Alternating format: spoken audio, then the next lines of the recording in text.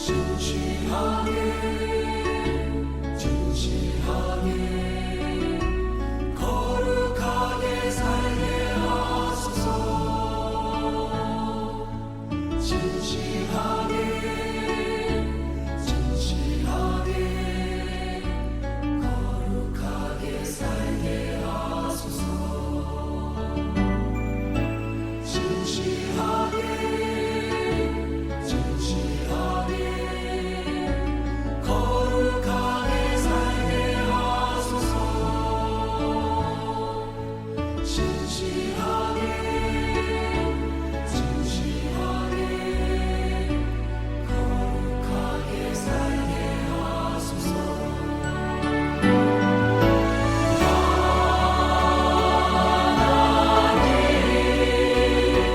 나의 마음 만져주소서.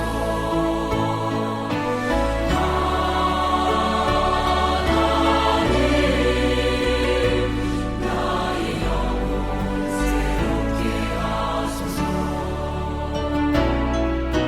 진실하게 진실하게 거룩하게 살게 하소서. 진실하게 진실하게 거룩하게 살게 하소서. 나의 마음에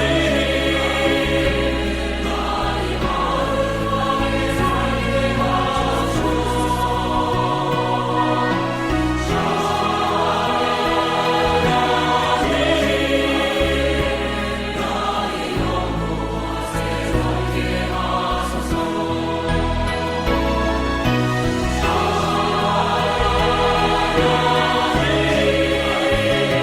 나의 거룩하게 살게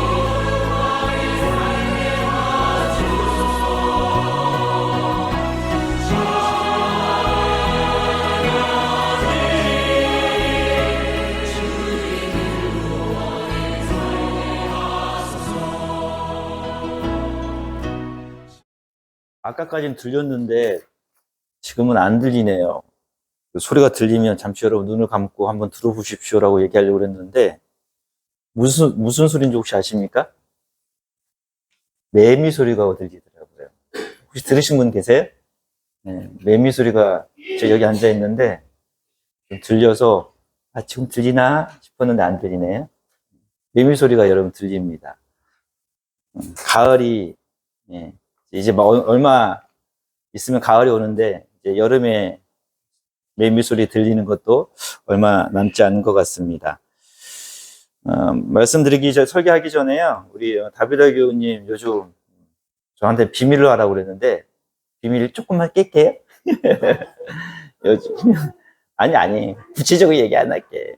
우리 다비다 교우님이 하나 배우고 있는 게 있어요. 제가 뭘 배운다고 말씀을 안 드리겠어요? 하나 지금 배우려고 준비해서 이제 시작하는 게 있습니다. 그 배움을 통해서 우리 다비다 교우님이 큰 기쁨이 임했으면 좋겠습니다. 아마 배우신다는 것들이 좀 힘들 수도 있어요. 또 지루해질 수도 있고. 그런데 우리 다비다 교우님 잘 배우셔서 큰 기쁨이 있으시면 좋겠어요. 여기까지는 괜찮잖아. 그렇죠? 제가 다 말씀드리진 않아. 그래서 우리 배움을 시작하신 우리 다비다 교우님 끝까지 잘 배울 수 있도록 우리 박수로 좀 격려해 주셨으면 좋겠습니다. 잘 배우세요. 무엇보다 우리 다비다 교우님 늘 우리 제대에 여러분 아시겠지만 성작 수건 빨아오셔요. 깨끗하게. 그래서 보이지 않는 것이지만 성찬의 중요한 일들을 우리 교우님과 더불어서 함께 섬기고 있어서 늘 감사한 마음 큽니다. 우리 반주자 계시죠? 에스더 교우님? 반주자님 제가 따로 부를 때 예배자라고 부르거든요. 제가 우리 교회 인사발령 영접 받았을 때 기뻤던 것 중에 여러 가지가 있었죠. 한 가지가 뭐였냐면 반주자가 있다는 거였었어요. 그래서 제가 반주자님에게 저도 음치고요. 잘 못합니다. 그랬더니 우리 에스더 교우님이 잘 못 치신대요. 그래서 우리 같이 예배자로 섭시다 라고 이렇게 뵙지 못했을 때 이렇게 카톡을 좀 함께 나눴었습니다. 그런데 우리 또 우리 반주자님께서도 이제 또 배움을 또 시작을 하셨어요. 좀 더 하나님 앞에 아름다운 또 귀한 예배자로 서기 위해서 아주 큰 결단을 하셔서 배움의 자리에 또 시작을 합니다. 그 배움이 단지 기술적인 것을 넘어서서 하나님을 향한 예배자로 서는 데 부족함이 없는 귀한 배움이 되기를 기도하겠습니다. 다시 한번 배움에 시작하신 분들을 주님 이름으로 축복합니다. 나의 주 나의 하나님 예수님 사랑합니다. 성부와 성자와 성령의 이름으로 말씀드립니다. 여러분, 우리는 지난 2주간 믿음에 대해서 함께 나누었습니다. 예수 그리스도의 십자가의 죽음을 통한 세례를 통해서 우리는 하나님을 보게 되었고 또 그 본 것을 드러내고 그리고 그를 신뢰하는 것이 믿음의 시작이고 믿음이라고 제가 지난 2주 동안 말씀드렸습니다. 오늘은 그 믿음의 시작, 그 믿음이 무엇이냐라고 드렸던 말씀의 끝으로 그렇다면 이 믿음을 통해서 얻게 되는 축복이 과연 무엇일까라는 말씀을 드리고자 합니다. 이 축복은 거저 얻어지는 것이 아닙니다. 믿음의 시작과 과정을 거쳐가는 이들에게 누려지는 축복입니다. 오늘 제가 전하는 믿음의 복을 여러분이 꼭 누리시기를 주님의 이름으로 소망합니다. 이 믿음의 복이 우리에 가까이 있으니까 여러분들이 보고 만지고 누리셨으면 좋겠어요. 이게 신앙의 기쁨입니다. 수고하고 애써서 그것을 넘어서서 이 믿음의 축복을 경험하는 것이 우리의 믿음의 큰 은혜인 줄 믿습니다. 여러분들은 믿음 생활하면서 어떤 복들을 누리셨습니까? 한번 생각해 보시겠어요? 한번 세어 보십시오. 여러분들이 신앙의 믿음의 생활들을 하시면서 누리셨던, 경험했던 복들이 무엇인지 여러분 한번 세어 보십시오. 가물가물하십니까? 언제였지? 어떤 거였지? 네, 맞아요. 지나고 나고 나니까 축복이었다. 네. 또 하나 제가 한번 여쭤볼게요. 그러면 여러분, 앞으로 여러분들이 믿음의 신앙생활을 통해서 얻고자 하는 축복들은 무엇입니까? 여러분 한번 생각해 보십시오. 여러분이 믿음의 생활들을 통해서 얻고자 하는 복들이 있으실 거예요. 여러 가지가 있겠죠? 네. 자녀의 건강들도 있을 것이고요. 오랫동안 고민했던 문제들이 해결되는 것도 있을 것이고요. 10년 로또를 매주 샀는데 로또가 한번 맞아보는 것, 그게 내 안에 축복이었으면 좋겠다. 이런 여러 가지가 있을 것입니다. 그런데 성서는요, 참으로 안타깝게 우리가 생각하고 있는 믿음의 축복과는 좀 다른 것을 말씀하십니다. 근데 아주 근원적인 거예요. 아주 중요한 겁니다. 성경에서는요, 믿음의 축복을 이것이라고 말합니다. 첫 번째는 뭐냐면요, 우리가 하느님의 부르심에 따라 택함을 받았다는 거예요. 그래서 우리는 하느님의 마음을 공유한다는 것입니다. 이게 믿음의 축복이에요. 베드로 첫째 편지 2장 9절에 보면 이런 말씀이 있습니다. 여러분은 선택된 민족이고 왕의 사제들이며 거룩한 교회이고 하나님의 소유가 된 백성입니다. 라는 말씀입니다. 믿음의 축복은 잠시 안개와 같이 사라질 이 세상의 물질들, 건강들, 어려움들이 해결되어져서 또 다른 문제 속에 계속적으로 살아가는 것이 믿음의 축복이 아니라 진정한 믿음의 축복이라는 것은 하나님께서 우리를 선택했다는 것입니다. 왕의 사제들로 선택했다는 것입니다. 거룩한 결례로 하나님의 소유된 백성으로 선택했다는 거예요. 이게 믿음의 축복입니다. 우리가 원하는 것과 달라서 별로 감흥이 안 드시죠? 아멘이 안 드시죠? 여러분 생각해 보십시오. 대통령의 짧은 5년의 임기 동안 대통령의 택함을 받아서 공직을 하는 것도 영광스럽습니다. 그런데요, 영원한 하나님의 나라의 통치자이신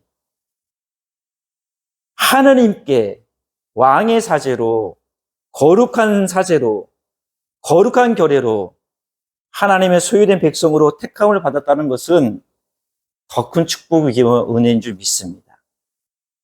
5년의 짧음의 공직을 한 것도 영광이겠지만 그는 영원한 하나님 나라에 하나님에게 택함을 받았다. 그리고 그 하나님의 마음을 공유한다는 것은요, 우리의 지적으로, 우리의 이성적인 생각들을 뛰어넘는 것입니다.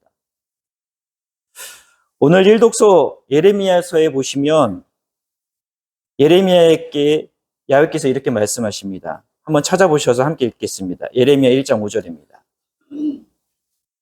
예레미야 1장 5절입니다. 같이 읽어볼까요? 찾으셨으면. 내가 너를 점지해 주기 전에 나는 너를 뽑아 세웠다. 내가 세상에 떨어지기 전 나는 너를 만방에 내 말을 전할 나의 예언자로 삼았다라고 말씀하십니다. 야훼께서 예레미야를 택하셨는데 언제입니까? 점지된 날이가 표현되잖아요. 다른 번역에는요, 모태에서 짓기 전입니다. 이 세상에 태어나기 전, 우리가 응애응애하기 전이에요. 잉태하기 전이에요. 이 말은 모태에서 짓기 전이나 이 말은 뭐냐면 야훼께서 세상을 창조하실 그때에 하나님께서는 우리를 선택하셨다라는 거예요. 하나님께서 세상을 창조하셨을 때 세상을 창조하신 그 가운데 누가 있었다라는 거예요? 바로 내가 있었다는 겁니다. 얼마나 놀라운 사실입니까? 이 말씀은 야훼께서 창조하셨던 그때부터 세상이 창조되던 날, 그날 우리가 하나님께 선택받았다는 것입니다. 창조주 하나님께 여기 계신 교우님, 누나 저, 예레미야가 무언가 위대해서 우리를 선택한 것이 아닙니다. 그것은 하나님의 일방적인 사랑이었고 선택이었습니다. 예레미야가 하나님의 선택을 받고 하나님의 부르심의 그 소리에 무엇라고 대답하냐면요, 우리와 별반 다르지 않는 것 같습니다. 하나님께서 내가 너를 선택했다? 너는 내 거야 라고 얘기했더니요, 이렇게 얘기합니다. 야훼 하나님, 이게 문어체로만 이렇게 하면 느낌이 없는데 제가 그냥 구어체로 그냥 읽어드릴게요. 그냥 느낌으로. 하나님 좀 보시셔요. 나 좀 보세요. 나는 아이예요. 난 용기도 없어요. 난 말도 잘 못해요. 버벅거려요. 근데 나를 선택했다고요? 이런 의미입니다. 나를 보십시오. 나는 어린아이입니다. 말도 못합니다. 받아들였을까요? 받아들이는 믿음의 표현일까요? 아니죠. 자신의 부족함을 봅니다. 얼토당토 안 된다는 이야기입니다. 제가 지난주 성경 통독 때 말씀드렸잖아요. 지혜롭다고 하는 사람들, 똑똑하던 사람들에게는 이 모든 것을 감추시고 어떤 사람에게요? 오히려 어떤 사람에게 철부지 어린아이에게 보이셨다고 하잖아요. 우리가 하나님의 택함을 받았다는 놀라운 사실에 대한 반응은 예레미야 별반 다르지 않습니다. 나는 부족한데, 나는 어리석은데, 내가 주님 앞에 그렇게 부름받을 만한 일이 없는데, 자격이 없는데, 그런데요, 하나님께서는요, 나의 어떠함을 바라보지 않으시고요, 우리 안에 심겨진, 창조 때에 심겨진 하나님의 그 마음을 보고 우리를 선택하시는 것입니다. 우리의 무엇이 대단하여 우리를 선택하고 부르신 것이 아니라, 당신이 일을 맡기신 것이 아니라, 단지 하나, 우리가 하나님의 마음을 알게 되면, 너는 지금은 모르지만, 너가 내 마음을 알게 되면, 넌 나를 바라볼 거야. 넌 나를 신뢰할 거야. 넌 어떠한 상황에서도 나를 향한 믿음을 드러내 보일 거야. 나는 그 마음을 알아. 왜냐하면 그 마음을 내가 창조할 때 너에게 심어놨기 때문이야. 그래서 우리는 사람들을 뭐라고 하죠? 꽃보다 아름답다 한다 말하지 않습니다.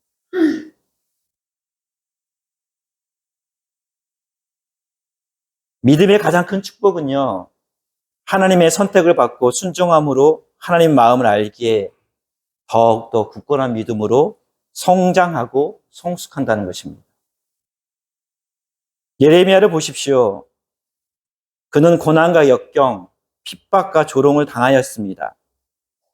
그러함에도 그는 하나님의 마음을 알았어요. 그리고 그 하나님의 마음을 품고 멸망으로 치닫는 브레이크 없는 자동차같이 멸망으로 치닫는 이스라엘 백성들을 향해 거리에 나가 울며 야훼께 돌아오라. 야훼께 돌아오라 말씀을 선포합니다. 예레미야 여러분 아시죠? 예레미야서 다음에 나온 게 뭐죠? 예레미야 애가입니다. 그 성경을 보더라도요, 눈물의 선지자입니다.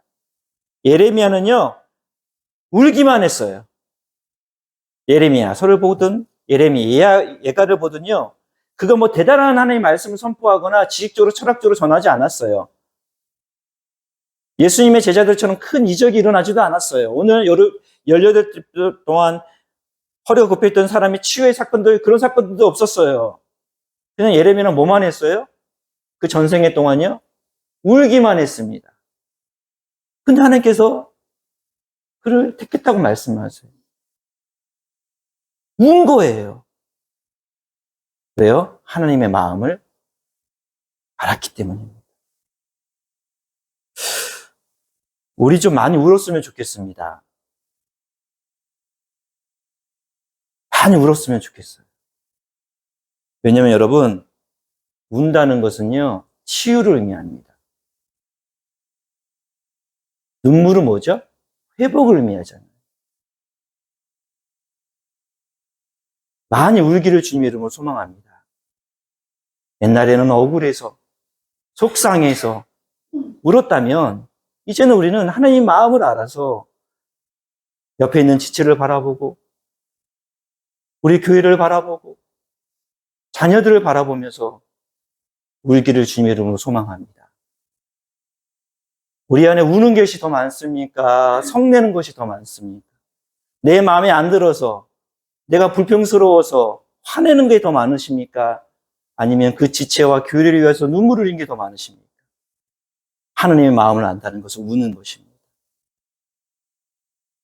지금 하나님이 울고 있는데 우리는 화내고 있지 않습니까? 지금 하나님은 애간장을 녹듯이 우리를 향하여 울고 있는데 우리는 이 세상에 영원히 채워지지 않는 것을 만족한다고 그것이 최고라고 하면서 웃고 있지는 않습니까? 하나님의 마음을 안다는 것은 우는 것입니다. 하나님의 마음을 알고 있는 예레미야에게 야훼께서 이렇게 말씀하십니다. 이곳 한번 찾아볼까요? 1장 8절입니다. 하나님의 마음을 알고 우는 사람에게 하나님께서 예레미야에게 말씀하십니다. 1장 8절 읽어보겠습니다. 사람을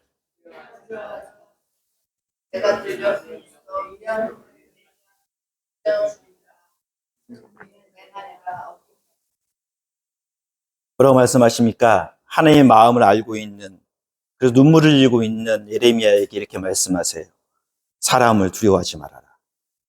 누가? 나 야훼가 늘 내 옆에 있다.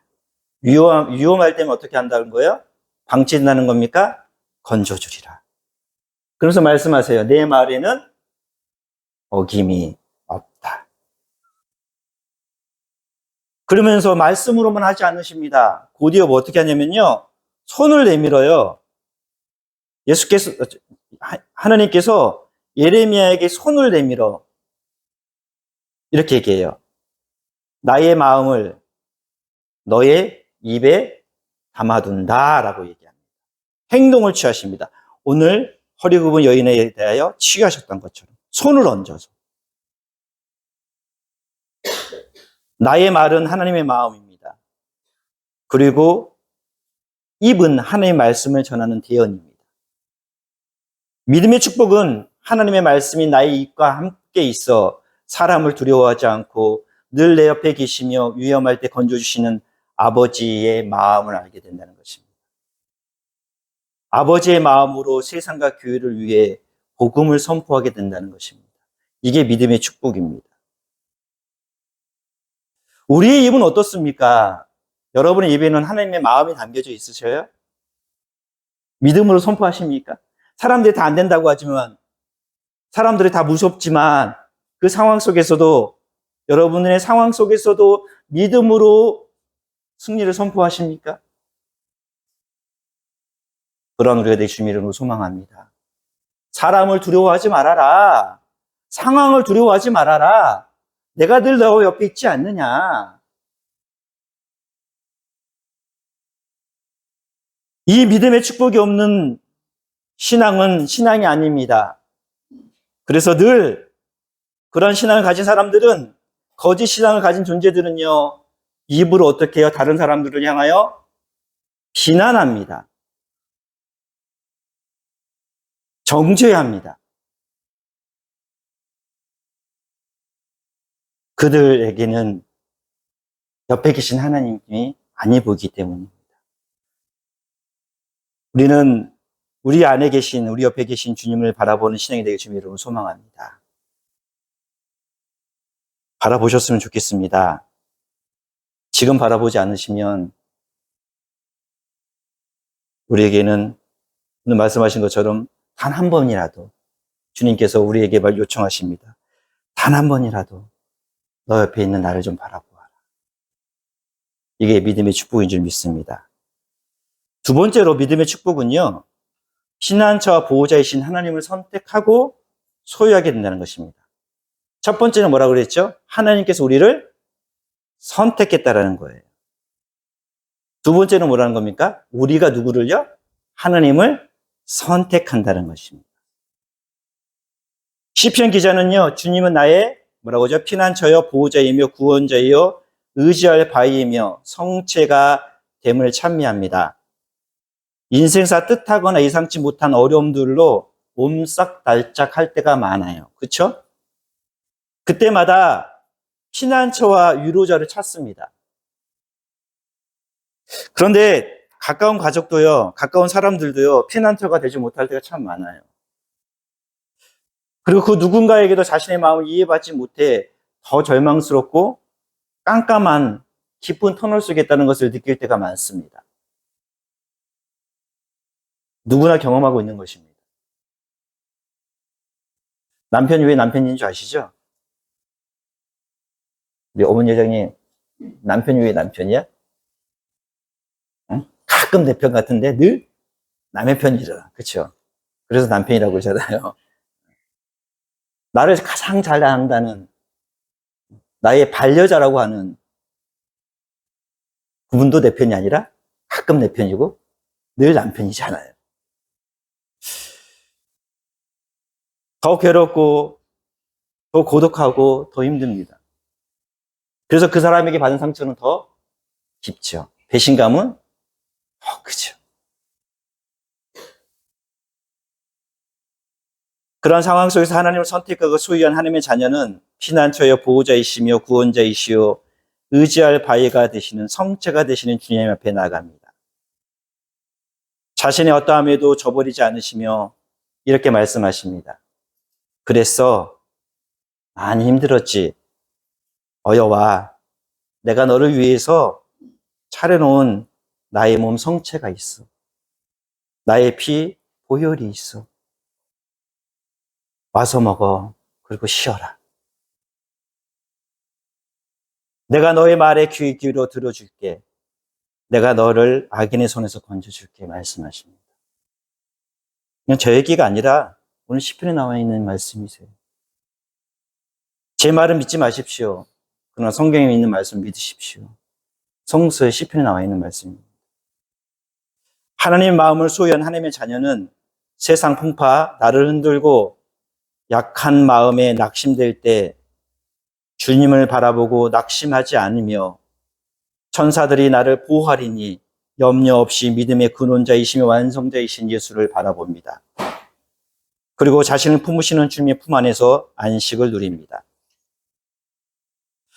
오늘 복음 누가에는 18일 동안이나 허리가 굽혀 있는 병마에 사로잡혀 있는 여인에 대하여 말씀하십니다. 이 여인은요, 허리가 굽혀 있대요. 몇 년 동안이요? 재밌어요. 욕하는 게 아닙니다. 18년 동안이나. 긴 시간입니다. 근데요, 재밌게도요, 놀랍게도요, 성경에서는요, 오늘 본문은요, 이 여인의 질병의 원인에 대해서 명확하게 얘기합니다. 뭐라고 하죠? 사고로요? 다쳐서요? 뭐라고 그래요? 보십시오, 여러분. 저 보시지 말고 성경을 보십시오. 뭐에 사로잡혀서요? 병마가 뭐죠? 병을 일으키는 악한 마귀라는 뜻입니다. 또 예수님께서 고치시면서 뭐라고 해요? 사탄에서 뭐 했다고 그러죠? 고치셨다고 그러죠. 그렇죠? 참 의미가 있는 것 같아요. 이 여인이 이게 지금의 용어로 보면 구루병이라고 한다고 합니다. 이게 곱추 같은 거예요. 그렇죠? 태어나면서부터는지는 아닌 것 같아요. 18병인가 태어났는지 모르겠지만. 근데 여러분 보십시오. 이 여인이 악한 세력이기 때문에, 사탄 때문에 허리가 굽혔어요. 그럼 어디만 보고 있었을까요? 18 동안. 어디만 보고 있었을까요? 땅만 보고 있었겠죠. 하늘을 볼 수 있었을까요? 없었겠죠. 땅만 보고 지냈겠죠. 절망과 시련, 비난과 조롱, 무기력을 가져다주는 악한 영적인 존재로 인해서 하나님을 볼 수 없고 하나님의 마음을 알 수 없는 상태를 이야기하는 것입니다. 육체적으로만이 아니라 허리가 굽혀 있었다는 것은, 병마로 그랬다는 것은 하나님을 볼 수 없는 상태를 이야기하는 거예요. 우리의 모습은 어떨까요? 여러분의 신앙의 모습은 어떻습니까? 나의 신앙의 모습은 어떻습니까? 우리는 병마에 사로잡혀 있지 않습니까?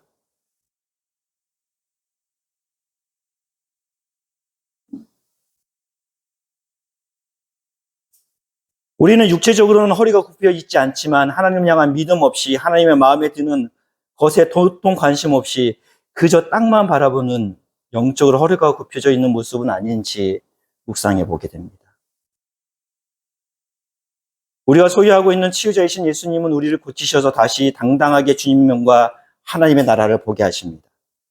이것이 바로 믿음의 축복입니다.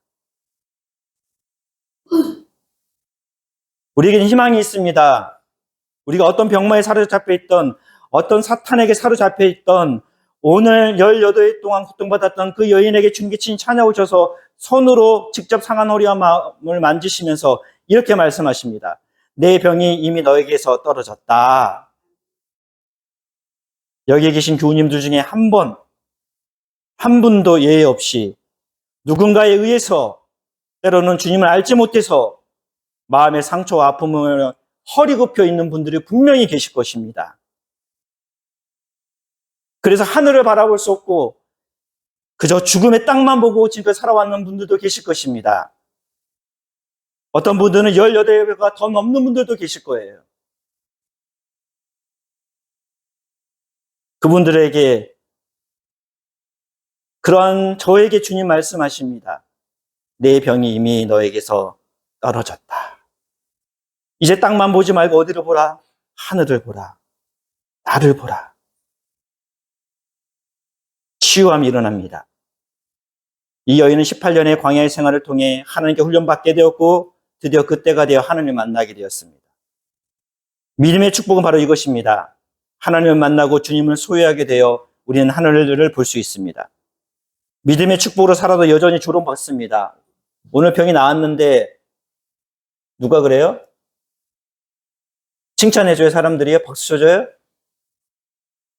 안식의 주인이 안식 일을 하면 안 된다고 얘기하죠?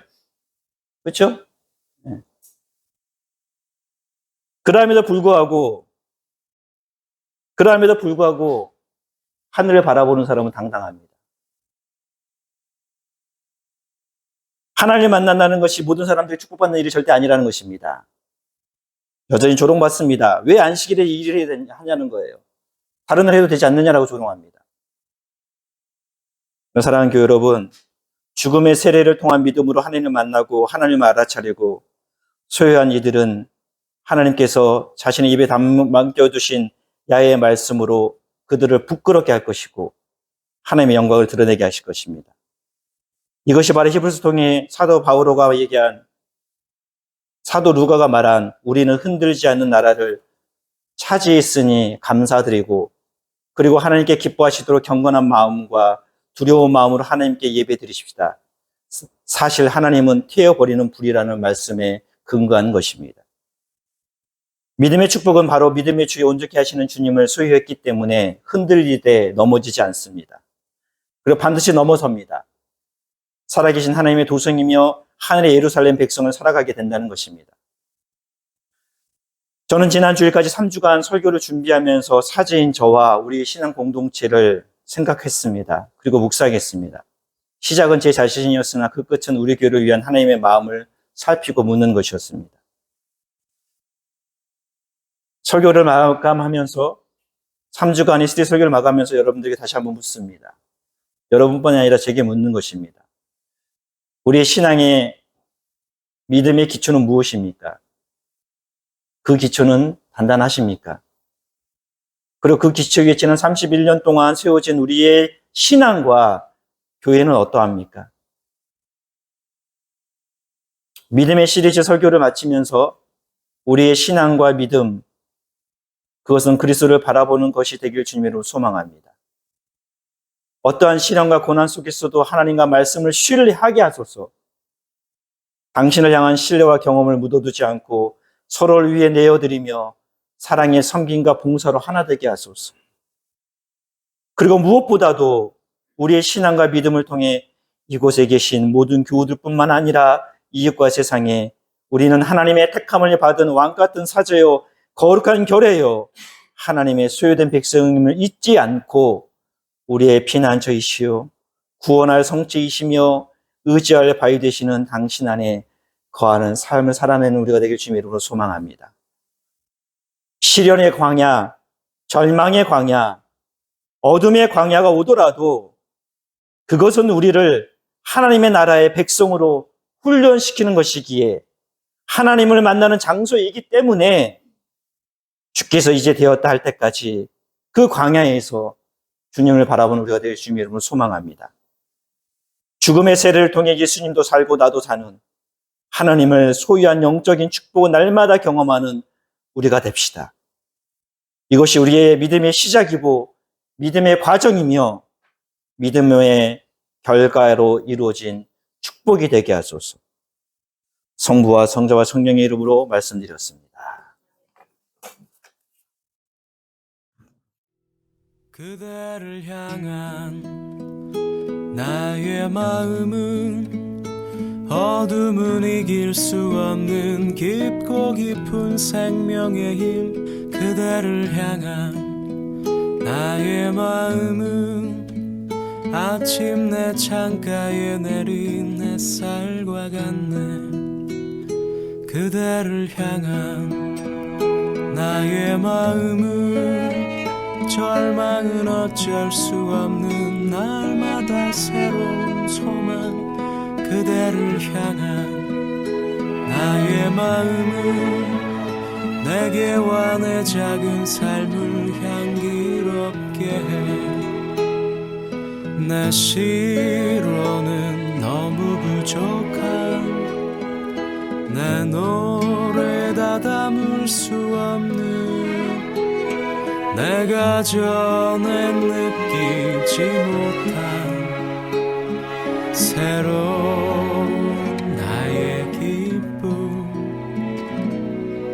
그대를 향한 나의 마음은 그대를 내게 허락한 그분을 보게 하는 힘 그대를 향한 나의 마음은 이토록 나의 전부를 아름답게 해.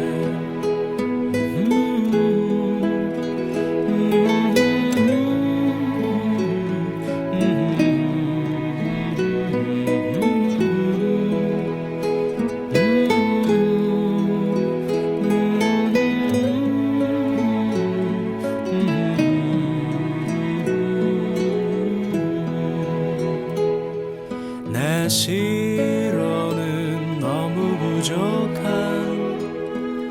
내 노래에다 담을 수 없는 내가 전엔 느끼지 못한 새로운 나의 기쁨 그대를 향한 나의 마음은 그대를 내게 허락한 그분을 보게 하는 힘 그대를 향한 나의 마음은 내게와 내 작은 삶을 향기롭게 해 이토록 나의 전부를 아름답게 해